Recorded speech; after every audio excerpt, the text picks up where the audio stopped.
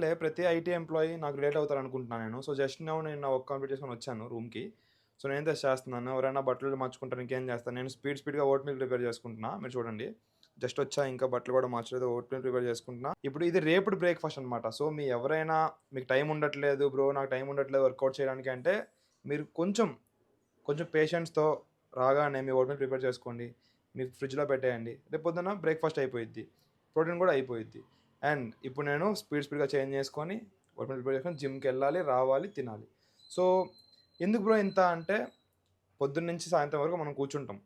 కూర్చొని పని చేస్తాం. సో, మనకేదో ఒక యాక్టివిటీ ఉండాలి. ఫర్ మీ అయితే జిమ్‌కెళ్ళొస్తే ప్రశాంతంగా ఉంటది బ్రో నాకు. అంతే. సో, మీలో గూడా ఎవరైనా రిలేట్ అయితే నాలాగా, మీరు జిమ్‌కెళ్ళకపోతే ఏదో సంథింగ్ చిరాకుగా ఉంటుంది సంథింగ్ అలా. ఎందుకంటే పొద్దున్నుంచి వర్క్ చేస్తాం. ఐటీ ఫీల్డ్‌లో వర్క్ చేస్తున్న వాళ్ళందరికీ తెలుసు స్ట్రెస్ ఎవరి పైన చూపించాలో తెలీదు. సో, జస్ట్ జిమ్‌కెళ్ళండి, వెయిట్స్ లేపండి.